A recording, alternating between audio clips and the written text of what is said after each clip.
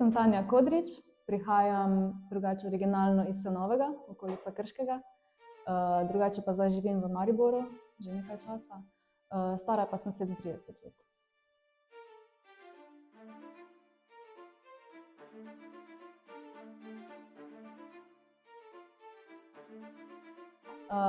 Jaz sem pri 17 letih zbolela za kostnim rakom in potem ni šlo rešiti noge, tako da so mogli amputirati. Pol pa ja, v bistvu kar kmalu po amputaciji so me povabili, že na Soči sem izvedela za sedečo odbojko. So me potem tudi povabili, da pridem na treninge. Takrat sem se tudi prvič preizkusila. Ampak potem študij, študentsko delo in se pol nisem udejstvovala na tem področju. Tako da sem se zdaj po več letih vrnila. Zdaj pa bom vztrajala.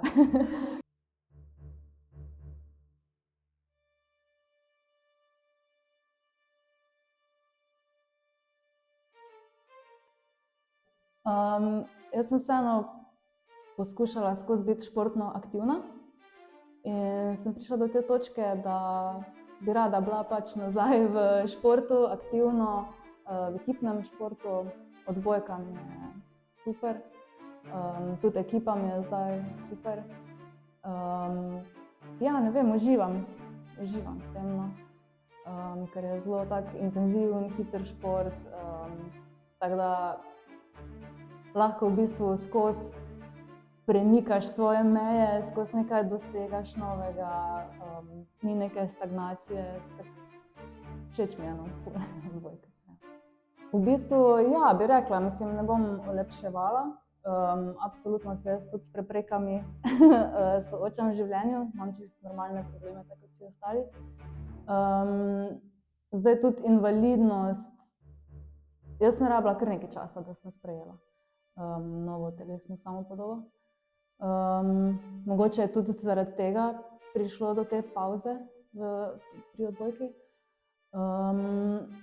Ampak ja, v bistvu vseeno, če ohranjaš neko pozitivo, optimizem,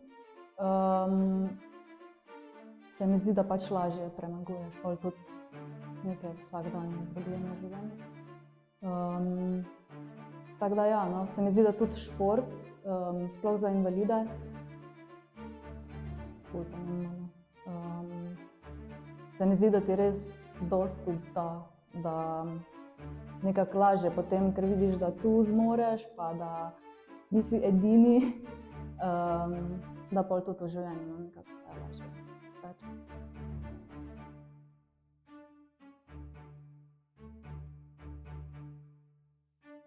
Ja, čisto tako, jaz sem se vseeno v tem času preizkusila v več športih, tudi ne vem, borilne veščine, lokostrelstvo, tako marsikaj sem probala, predvsem individualnih športov, ampak vedno znova vidim potem, da vseeno ekipa, to vzdušje, povezanost, da je pač nekaj posebnega. Mogoče v individualnem športu ni toliko, je, ampak na neki manjši ravni. Drugače pa ja, jaz sem, ne vem, kar aktivna, tako ja, hribe, ne vem, se mi zdi, jaz grem na Berglah v hribe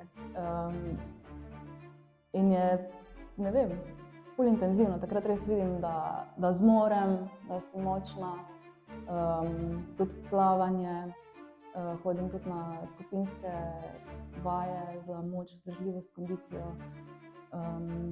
In pač probam res vedno znova se izzvati, premagati samo sebe, dvigovati to mejo. In potem, ko sem v eni točki začutila, okej, ja, jaz bi še nekaj, ni mi dovolj samo to, kar delam, ja, sem se pa odločila, ja, da se vrnem, da je zdaj pa res čas, da uporabim to.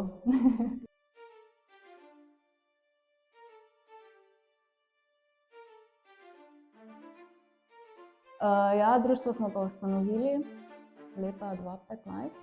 Takrat je bila ta neka želja, v bistvu si nisem sama tega spomnila, tako od zunaj je prišlo do mene, da bi bilo super ustanoviti društvo, da ne vem, na področju čisto zakonodajnem, kar se tiče protez, da bi bilo res super, no, da so zaželene spremembe, izboljšave. Jaz sem potem takrat dala vse od sebe, ampak imela sem tudi super člane iz cele Slovenije, smo se dobivali, ampak nekako nas je vseeno bilo malo. To je bil prvi taki problem, ker je načeloma malo aktivne populacije v Sloveniji amputirancev. Pa potem razne birokratske zadeve.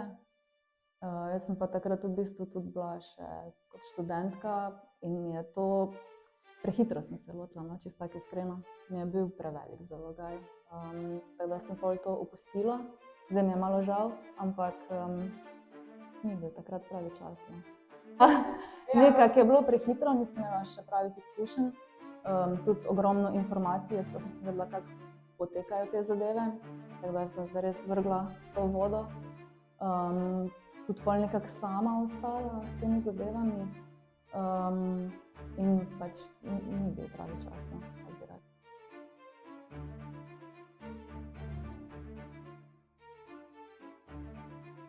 Absolutno vztrajati v vsakem primeru. Se mi zdi, da v bistvu, ko si vržen v tako situacijo, ko se ti pač nekaj takega zgodi, sam sebe tako najbolj presenetiš. V bistvu ugotoviš, da smo ljudje res tako zelo prilagodljiva bitja, da zmoremo res premagati tudi, ne vem, neke hujše življenjske situacije, in da v bistvu invalidnost, v bistvu se potem, se mi zdi, čez neko obdobje izkaže, da mogoče to niti ni največji problem. Najprej se zdi neka grozna situacija, ampak ko sprejmeš, ko se navadiš, ko vidiš, da še vedno lahko živiš in da imaš zakaj živeti, da v bistvu se vse da, no, da lahko pride tudi kaj hujšega v življenju in da smo lahko v bistvu srečni pa hvaležni, da ni hujše.